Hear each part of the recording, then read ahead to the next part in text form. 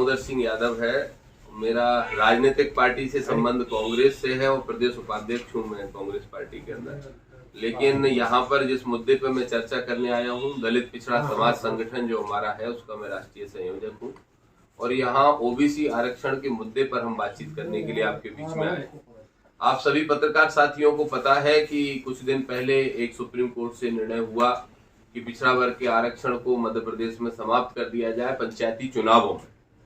मेरा ये मानना है, सबसे पहले तो मैं माननीय कमलनाथ जी को इसके लिए धन्यवाद देता हूँ कि मध्य प्रदेश में 15-20 वर्षों से हमारी पिछड़ा वर्ग के लोगों की मांग थी, जिसमें दलित भाई भी हमारे साथ थे, आदिवासी भाई भी हमारे साथ देते थे कि पिछड़ा वर्ग को मध्य प्रदेश में 27% आरक्षण दिया जाए।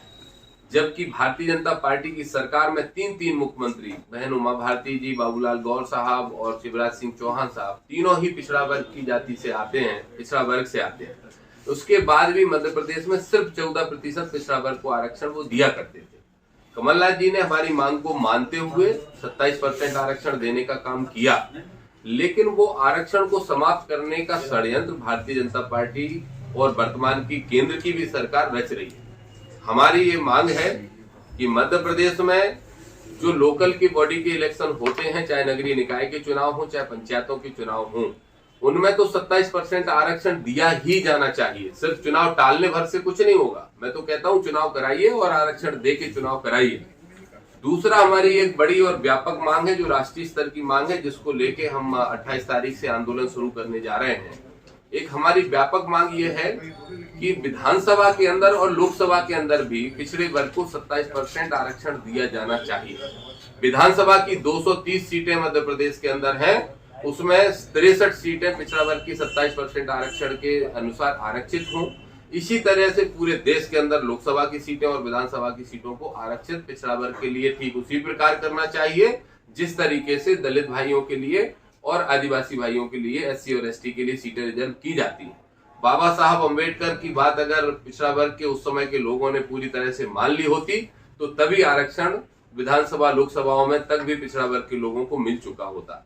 इन मुद्दों को लेके आगामी 28 तारीख को हमारा संगठन अभी छिंदवाड़ा, ग्वालियर, दतिया 5-6 जगह पे कार्यक्रम कर चुका है। आगामी 15 दिन में सभी संभागों में संभागीय सम्मेलन हम कर रहे हैं। उसके बाद 28 जनवरी को भोपाल में हम एक जंगी प्रदर्शन करने जा रहे हैं। उसके पहले मैंने आज ही शिवराज सिंह जी के यहाँ नोट कराया है, उनसे समय मांगा है कि आप कहते हैं कि आरक्षण को कोई माई का लाल नहीं छू सकता मेरे रहते हुए, तो आपके रहते हुए ही आरक्षण समाप्त हो रहा है। तो आप जरा बताएं कि आपकी कथनी और करनी में कितना फर्क है, कहने में और करने में कितना फर्क है, या फिर पिछड़ा वर्ग को आरक्षण लागू करते हुए मैं इसकी पहल भी करें कि मध्य प्रदेश से ही हम इसकी पहल करना चाहते हैं और माननीय प्रधानमंत्री जो उन्हीं की पार्टी की सरकार केंद्र में है, मांग करें कि पिछड़ा वर्ग को आरक्षण लोकसभा और विधानसभा में भी दिया जाना चाहिए। 28 जनवरी को हम एक बड़ा प्रदर्शन यहाँ करेंगे और इसके बाद 18 फरवरी को दिल्ली में एक बड़ा प्रदर्शन हम इन मांगों को लेकर करने जा रहे हैं। और ये आंदोलन, प्रदर्शन, ये मिशन तब तक चलता रहेगा जब तक हमारी ये व्यापक मांग पूरी नहीं हो जाती। सर, ग्राम पंचायत जो अभी कई ग्राम पंचायतें यहाँ पर आज भी शौचालय के लिए लोग तरस रहे हैं, उनको प्रधानमंत्री आवास योजना का लाभ नहीं मिल रहा है। कई मूलभूत सुविधाएं आज भी लोगों को नहीं मिल रही है, इसको लेकर क्या कहेंगे? देखिए, प्रधानमंत्री जी पहले विज्ञापनों पे पैसा खर्च कर लें, उसके बाद जब पैसा बचेगा तब तो विकास कार्य में लगाएंगे। सिर्फ टीवी पे बड़े बड़े विज्ञापन दिखाना, अखबारों में छपवाना, ये उनका काम है। इसलिए वो विकास के काम तो नहीं करते, विकास के झूठे वादे करते हैं, झूठे दावे करते हैं और कोशिश करते हैं कि समाचार पत्रों के माध्यम से, चैनलों के माध्यम से लोगों तक गलत जो है प्रचार पहुंचाने का काम करते हैं। कोई भी ऐसी स्कीम जो केंद्र सरकार के द्वारा घोषित की गई है या राज्य सरकार वर्तमान की घोषित करती है, उसको किसी भी स्कीम को पूरा नहीं किया जाता। अच्छी बात आपने याद दिला दी। मैं एक बात और कहना चाहता हूं, किसान का बेटा हूं, आदरणीय बोरसे जी से लेकर जितने साथी, बल बहादुर जी और सब हम यहाँ बैठे हैं, महाराज बैठे हैं, हम सब किसान साथी हैं। और आप देख रहे हो पिछले एक हफ्ते से पूरे मध्य प्रदेश में रुक रुक के कई जिलों में बहुत बारिश हुई है, जिससे किसानों की फसलें, कुछ किसानों की कुछ गाँव में तो 70-70, 60% फसल बर्बाद हो गई।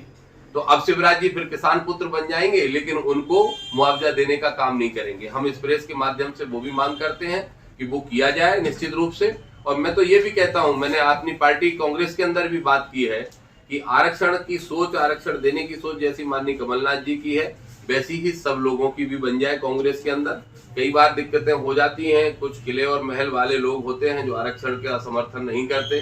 मैं तो कांग्रेस का जिम्मेदार पदाधिकारी होने के नाते कहता हूं कि कांग्रेस हमेशा से गरीब, दुखी, पिछड़ों की, दलितों की, वंचितों की बात करती रही है, और जब वो बात पूरी ताकत से ये मध्य प्रदेश में नहीं देश में करती थी तो देश में सरकार हुआ करती थी।